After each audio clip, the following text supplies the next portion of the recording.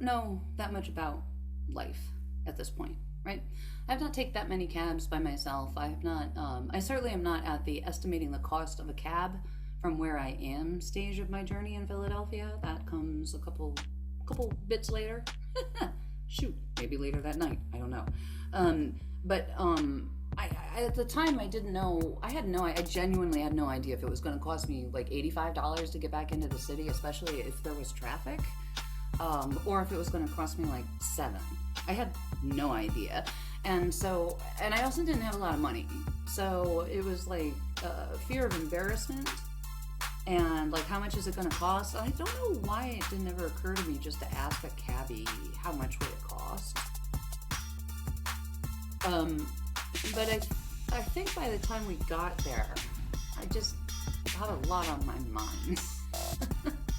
Again, I want to just mention this is before I turned 25, and that's when your brain fully develops and your sense of reason kicks in. So we're not going to judge any of the decisions I made here. We're just going to talk about what was revealed when I made them. Okay?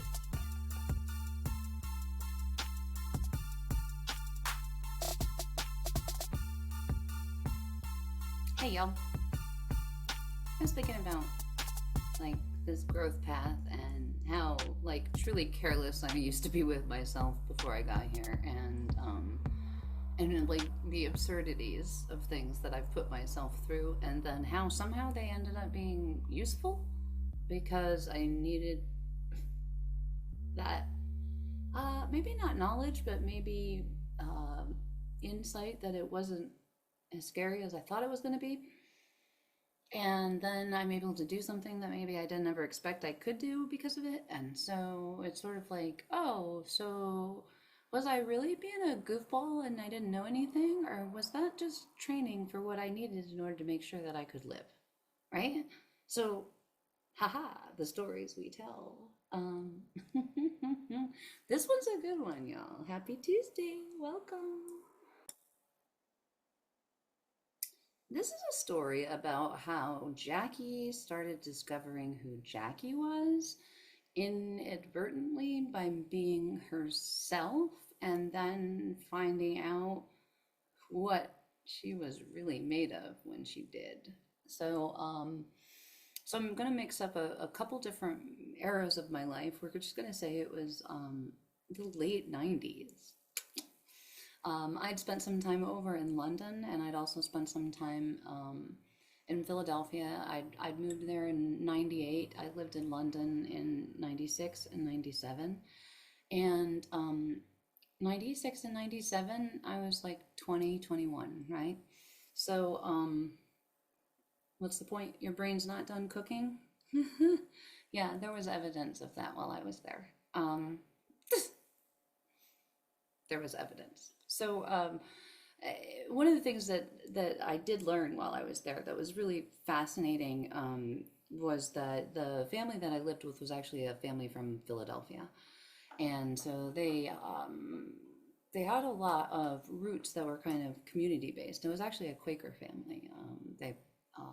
The mother had been raised Catholic, but eventually they became Quaker, and so it's very interesting on my journey that I spent time living with a family that was Quaker, and so while I was with them, they are very kind of justice oriented and community oriented in a lot of how they approach things, and they also really loved music, and so whenever we had dinner, they would always play music, and I got to hear things that I had not heard that much of. I, dabbled in it here and there, but a lot of it was sort of 60s and 70s protest music, and it turns out that deeply resonates with me in my Libra sensibilities and inclinations toward justice.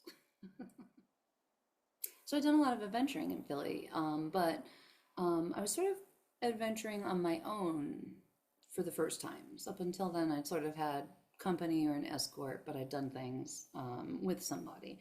And now I was sort of like, hey, what can I do by myself and what am I interested in? And so it turns out that Neil Young was coming to play at the Tower Theater on a solo acoustic tour. And that meant that he was going to play a whole bunch of stuff that I really liked.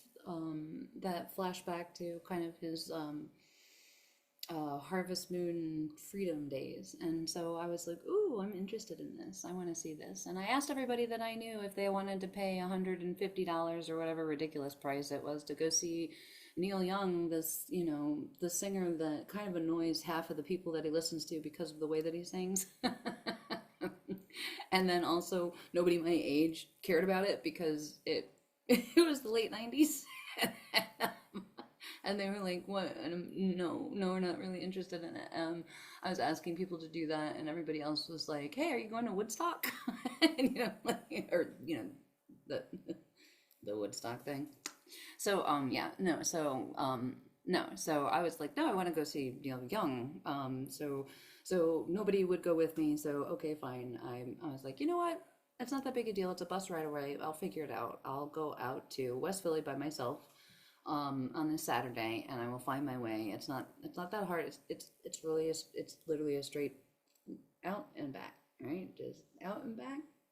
Just a long trip because it's 69th Street and I lived on 15th, right? So you could do the math, right? So quick 4.5 miles. So I was like, this is easy. I can do this. I've gone to London and I was fine. So this is not going to be a problem. So I was excited. I, dressed for the occasion. I was ready. It was still spring, so it was kind of damp and a little bit, not so sure. So jeans were cool, and I had no money, but I liked the way that leather stuff looked, and I'd lived in London, so I had a PVC $20 jacket that I thought was just the bee's knees, that looked like a pea coat that was buttoned up, right? And so I put that together with my knee-high Doc Martens, and I was ready for this show, y'all. I was not ready for what the state of Philadelphia was doing. Like the state, not the state, like the state they were in, the chaos that was that state, not like Pennsylvania is a state and Philadelphia is a city. Like the state of Philadelphia was chaos, and I did not know that because the the, the Neil Young concert coincided with April 25th or 24th, which was the same day, which was the birthday of a man named Mamua Abu Jamal. All right, I have to read it to make sure I don't mispronounce it because I want to call it all kinds of things unless I'm looking at it. So, freemumia.com. For those of you who do not know about what happens, I gotta throw this in. Somehow it feels relevant to the fact that I'm a Libra. This is about justice. I'm going to see a Neil Young concert, and then there's all this chaos going on around me because there's these protests. Because Mumia, who is a political protest prisoner, an activist in Philadelphia, has been in jail and in solitary confinement, and the city is acting out and trying to act in solidarity to get his attention from the systems at large to try to give him better treatment and really to free him because they feel that he has been framed for the situation that he's in right now, which I'm not going to get into because that's a whole thing all by itself. So it is the introduction to Jackie and the complications of the system and the structures and the people who are involved in it and the dynamic of race and the element that all of this actually happened. Mumia occurs, and Mumia actually is a big deal because of something that happened during in Philadelphia, which was about the Move bombing. And the Move bombing is another just horrifying moment in our American history that nobody talks about or is taught about, but you should look it up if you've never heard it. MOVE, Move Philadelphia, May 1985, and you will see there some of the most horrifying information you've ever seen about how the city and the state treated a group of Black community members and a group that they called themselves the Africa Family, and they were their own sort of activists and civil rights leaders, and it was about how the city literally bombed where they lived and shot the children as they came out in order to eliminate the threat that they thought was this group that they called the Move Organization, which was run by the Africa family. And in Philadelphia, this is a point of contention that has stayed a topic because Mumia is still in jail right now. He's losing his vision, his eyesight. He's in his 80s and he's still not getting adequate care. And occasionally is thrown back in and out, or he is still right now in solitary confinement. So this man has been tortured by the state for as long as I can remember knowing this story. All right. So if you haven't found anything about that and you don't know anything about that and you think everything stopped in the 60s, then let me tell you what you don't know, because there's a lot. There's a lot, and it happened during our lifetime, and they didn't tell us. They didn't tell us, and it's important that we know, because the ramifications of that are still very real and active in the world and Philadelphia and society and at large. But I didn't know anything about me, Mumia. I was going to the new Neil Young concert, and I wasn't trying to get into all of this. I was just going to a show, y'all. So I did. It was chaos. Just trying to get a bus because there were protests and there were like thousands, like 100,000 people or something. I'm looking it up now and I'm like, oh my God, I forgot how big it was. Like, it was just chaos. And they rallied all over the country. It just happens that because most of this happened in Philadelphia, that it was the hub. But I see that there were protests in LA where they were in solidarity and people acting, because I think it was 25 years that they were dealing that he had been dealing with his own issues with the state at that point because of things that had happened before the Move bombing, but he is connected to this Africa community. All right. Okay, so this is how I'm learning about Philadelphia, because I'm on the bus. I'm in the middle of them standing in protest, waiting for this bus coming down Walnut Street that isn't coming, because every time it's full up with a whole bunch of people, and they're mad, and they have signs, and everybody's talking about it, and they want to know, do I know about it, and have I been educated about it? So I'm standing at 15th and Walnut, and I'm walking where I can to try to see if I'm like, well, maybe they'll send one. I don't know. Maybe they'll dump one out, and I don't know. Maybe I gotta get out of here. This is nuts. And so wait for the bus for a very long time. It takes a very long time to get out there, but I managed to catch it, and I get out there. I see the show. Everything is great. I love the show. It's fantastic. It's Neil Young playing by himself, and he has got two different pianos, like an electric organ piano, and then he might have had three. And then he had the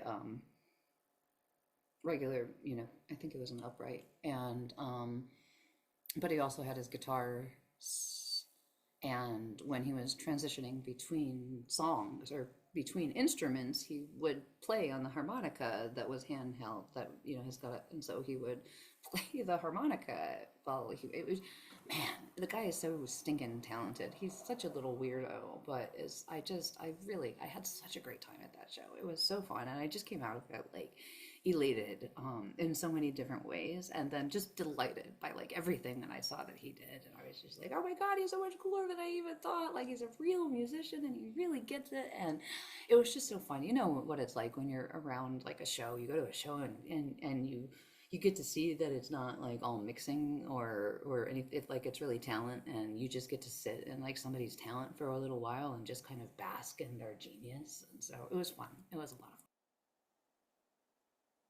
And so I just want to now flash into a quick story about something in London that happened, um, because I learned about this because I learned about Neil Young in London, but also I learned about um, the friction of the road in London, and that's going to be relevant to the end of my story. So I have to tell you about the time that I was in Trafalgar Square, wearing actually probably the same damn outfit. I think it was, my knee-high Doc Martens. This is my London outfit. If you've ever been to London, you just wear all black and you're good, right? And so I was in my PVC and my knee-high boots, and I was at Trafalgar Square and sitting in front of St. Martin's of the Field over to the side, right? I jumped on the bus just as it was going, and then I realized I didn't want to go.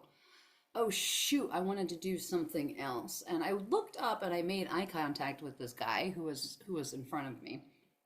And he read my mind, right? He saw me think, oh crap, I don't want to be on this bus. And then he saw me think, I'm just going to step off. It wasn't going fast. It was just kind of, it was, but it was one of those double deckers, and you can hop on and off in the back very easily, and they don't have doors that open. All right. So I'm standing in the back because I just hopped on, and I was like, "Ooh, wait, I want to hop back off." And he he looks at me and he sees my face. He realizes what I'm doing, and he shakes his head and he goes, "No, don't do it." And I'm like, "Nah, I'm young. I'll be fine."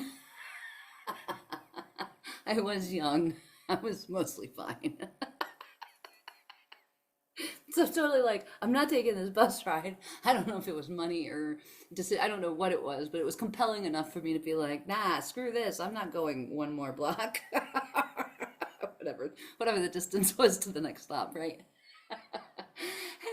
And I step off the bus. And it's not going 10 miles an hour. It's not going that fast. And that's part of the reason that I thought that it wasn't a big deal that I was doing it. It was maybe going 5, 7 miles an hour is kind of like chugging in. It's Trafalgar Square. There was traffic. It's a roundabout, and so you got like traffic. There's a kind of stop and go. So it just like had started going a little bit. I was like, oh, we're not going that fast. I'm gonna hop off. And he was like, don't do it. And I was like, I'm brave.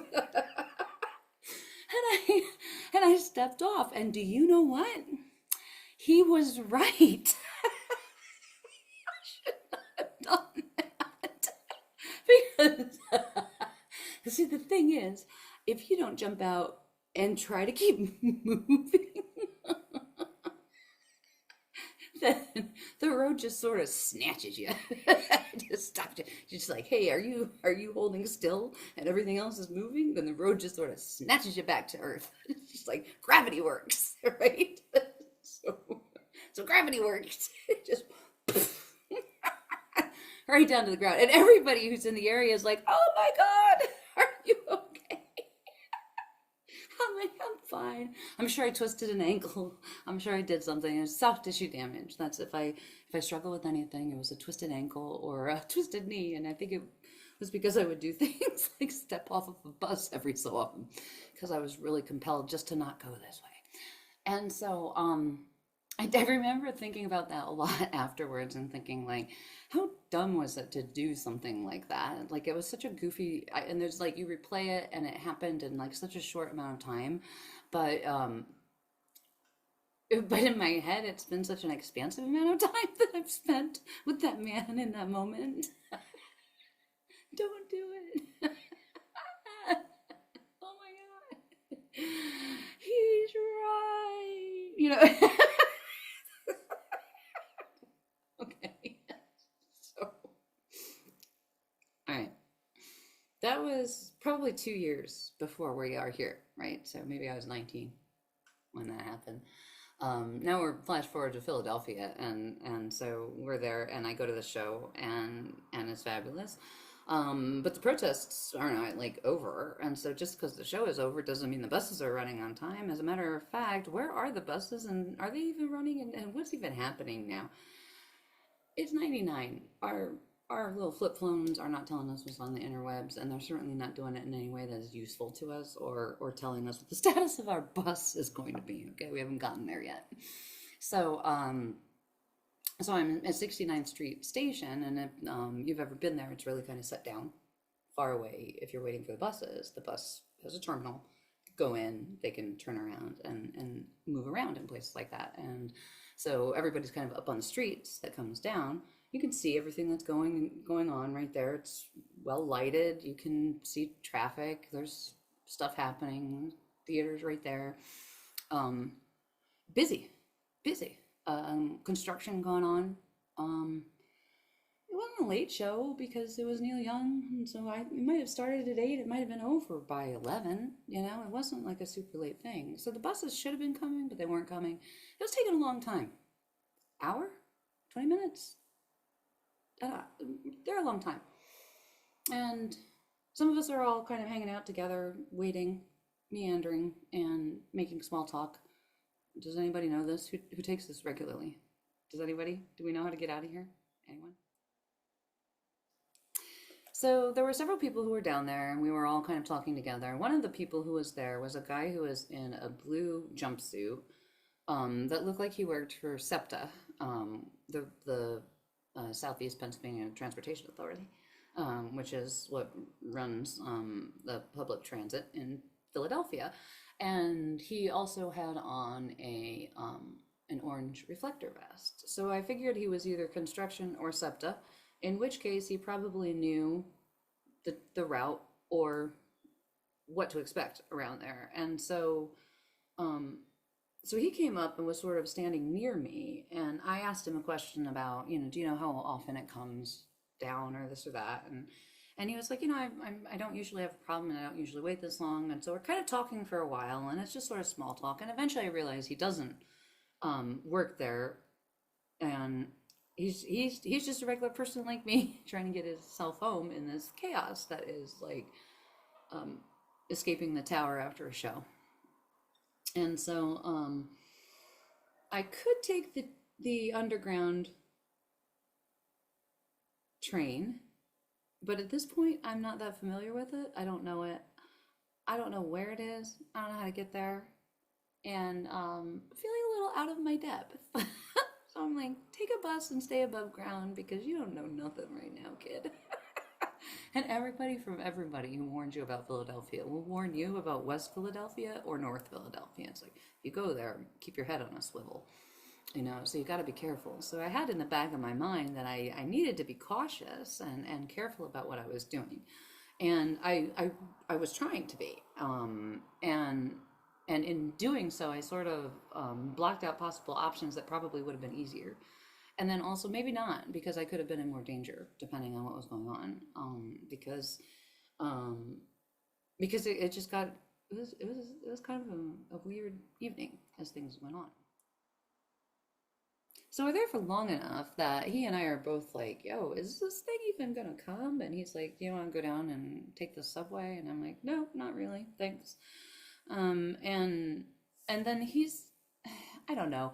I'm young and I'm kind of used to men paying attention to me or boys or whatever. I'm used to them kind of being around at this age. And so I wasn't expecting him to necessarily go anywhere, but I wasn't necessarily thinking anything was in danger because there was a lot going on. There were a lot of people there. And so we were there for a long time, right? An hour, 20 minutes. We were there for a minute. And nothing was coming. And then the traffic starts dying down. And now I'm starting to get nervous because now I'm like, no traffic, no bus, no cab. And now what are we going to do? I don't want to be stuck out here in the dark. So, he's like, I want to go back into the city. Are you going back into the city? Do you want to split a cab? I'm like, I don't think that's a good idea, but thanks. Are you sure? We don't have any idea when it's coming. Like, I don't know. Do you have any idea how much it's going to be? It's like, it can't be that much. It can't be, $20 each, maybe. And I was like, all right, well, $20 each I could do if that's what it's going to be. Do we think it's going to be that? And we might have even cleared it with the cabbie and said, how much is it going to cost? And been like, oh yeah, we can afford that. We can split it. And so at some point or another, we negotiated. Who's going to call the cab? I'll call the cab because I don't know him. He understands that, you call the cab. You want to, yeah, no, and we can drop me off first. We can do this. We can do that to make you feel safe, and we'll do this, and we'll go together. But we'll just go to the city together, and you can drop me off at City Hall, and then you can go home. Okay, this sounds good.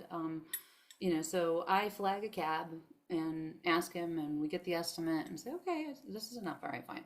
We get into the car, and it's the late '90s, and so I don't know if you guys remember. If you guys remember the TV show from the '70s, Taxi, but this is the kind of taxi that we're in, right? It's got like the old fashioned, this is not barred up or anything, like the window will roll up between you because it's, open or closed depending on how safe everybody feels. or if you want to be next to somebody who's coughing that much, maybe, I don't know. So get into the back of this cab and we're like, we're taking us to City Hall, and the guy looks at me and he says, we're right around the corner. I have my bag with me and I don't want to take my bag home with me. do you mind if we go over to my friend's house and I drop something off or something like that? I have something in my bag for my friend and I want to drop it off. And he's right around the corner. And so after we're in the car, he makes a plan change. And I'm like, I don't love it. Don't love it, but he goes in. What's the problem with it? I don't know. I'm trying to reason through it. It doesn't seem like a big deal. So we go to his friend's house, which is right around 63rd and Media, and I'm waiting in the cab with the cabbie, and for whatever reason, his bag is in the car, so I don't leave, I guess. And so I say to the cab driver, I don't really know this guy. We're just splitting a cab, so I don't know what he's doing, and I don't know what this is about, but it's a little weird. I want to make sure that when we drop him off, that he doesn't follow us or get anywhere near to where I live. And cab driver's like, Roger that, gotcha. So guy comes back out and gets in the car and he's like, all right, let's go.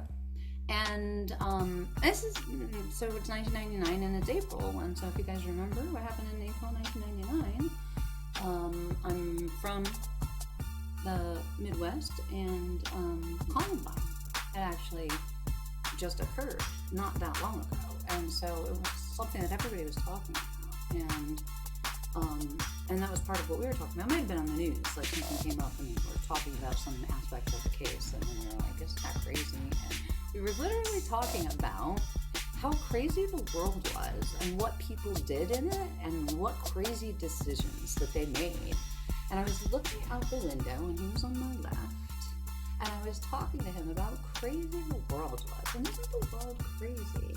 And the next thing I knew, he was in my lap. He was kneeling on my lap, on my thighs, and he was over the top. He wasn't big, but he had jumped kind of over on top and was kneeling on top of me and was like, give me your money, give me your money, give me your money.